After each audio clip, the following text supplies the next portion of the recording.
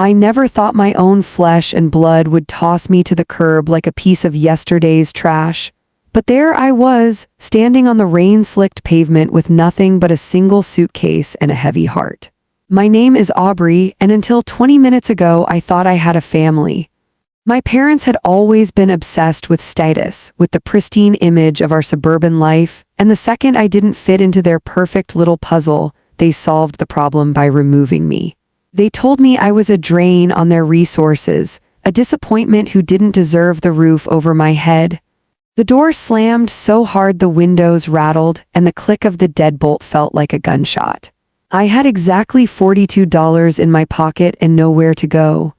As the cold seeped through my thin jacket, I reached into my pocket and felt the jagged edge of an old, tarnished plastic card.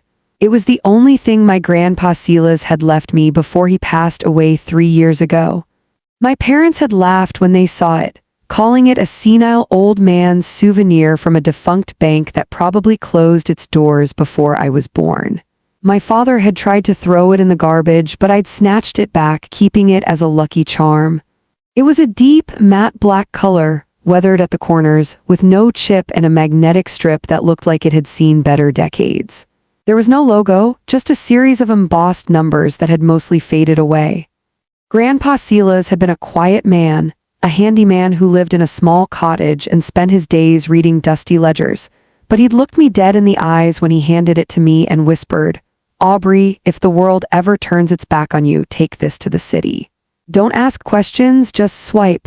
I didn't have many options. The bus ride to the city took nearly all of my remaining cash, leaving me with $3 and a stomach that was beginning to growl in protest. I wandered the downtown district, feeling like a ghost among the high-rises and the suits rushing to their next meetings. Finally, I saw it, a massive marble-clad building with First Continental Trust etched in gold above the revolving doors. It wasn't a name I recognized, but the address on the back of the card, barely legible in the dim light, matched this location perfectly. I took a deep breath, smoothed down my messy hair, and pushed through the glass doors. The interior was silent, smelling of expensive mahogany and old money. I felt like an intruder in my worn-out sneakers and damp hoodie.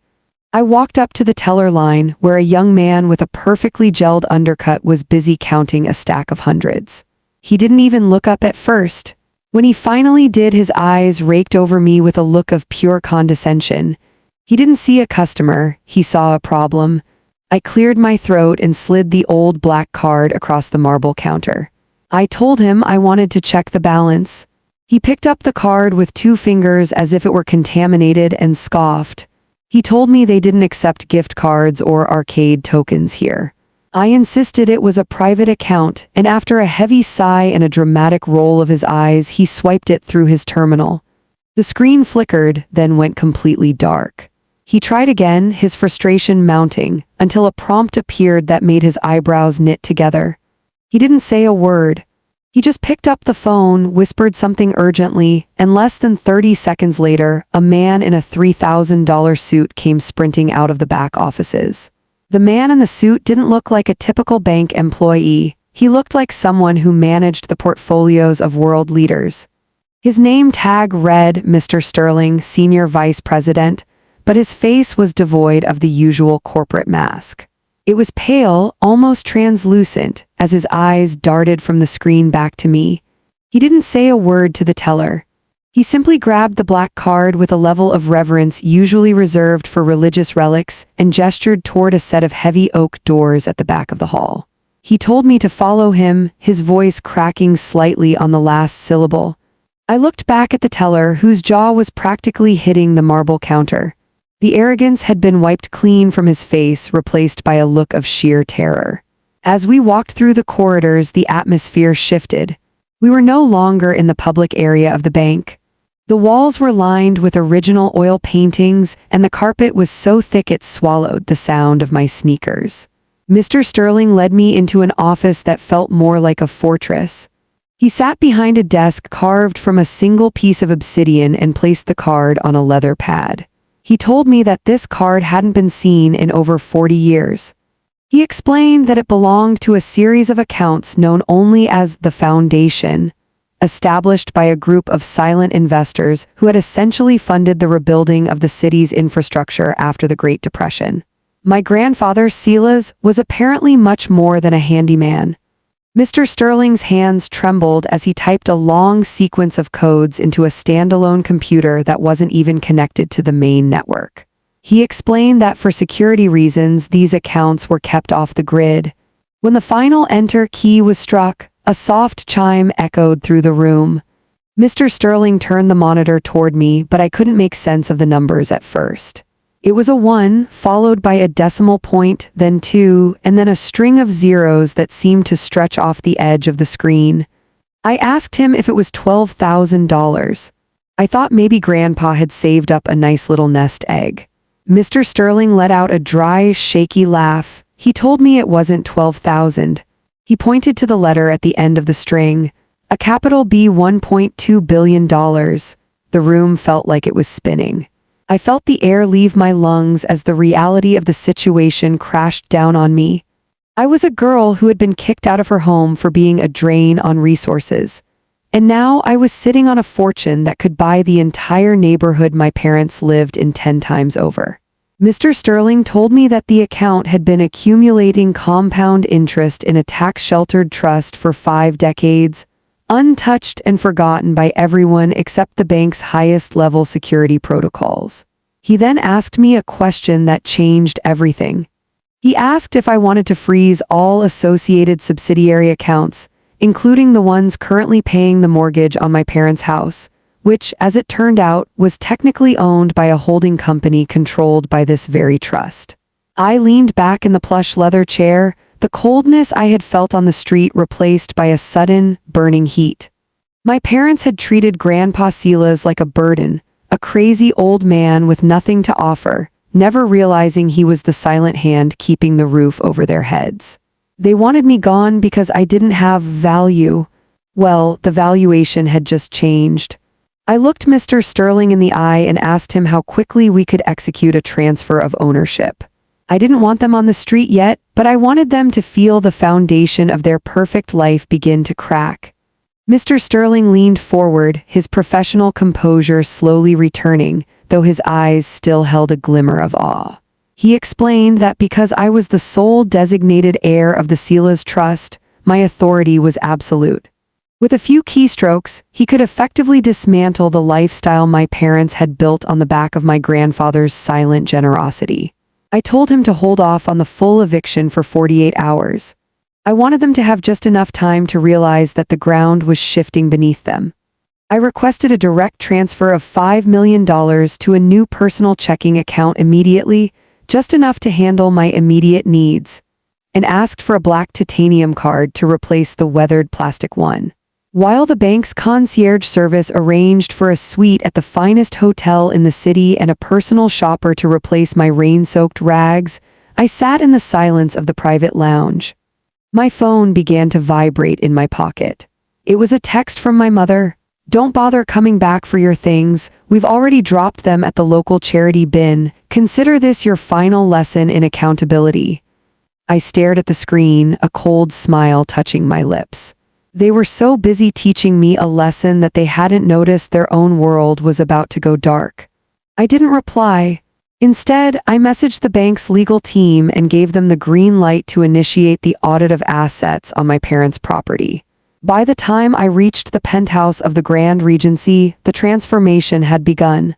I had traded my damp hoodie for a tailored silk coat and my sneakers for handmade Italian boots. I looked in the mirror and didn't see the disappointment my father had shouted at only hours ago. I saw the owner of the very air they breathed. As I stood on the balcony overlooking the city lights, my phone rang. It was my father.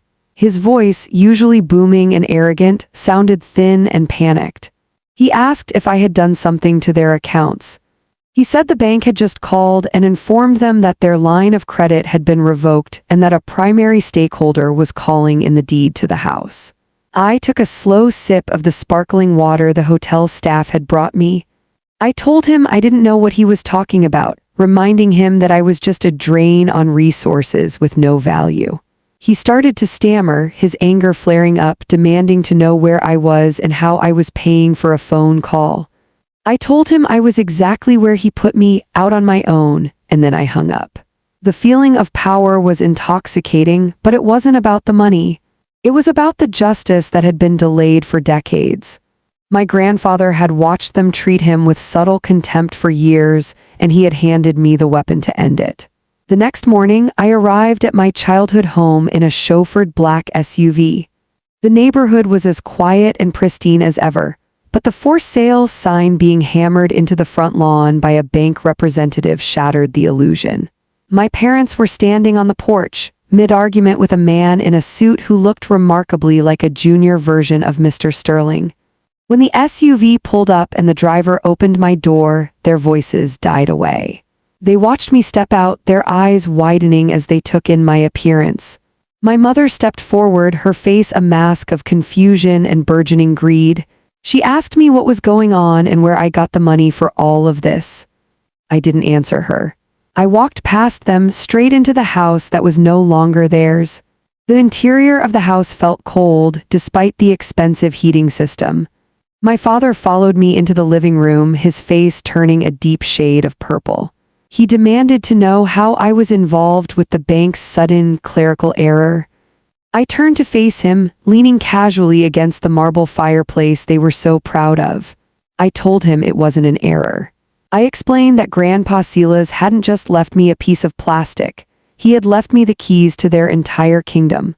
I told them the truth about the Silas Trust and how the very floor they were standing on had been paid for by the man they used to call a senile burden.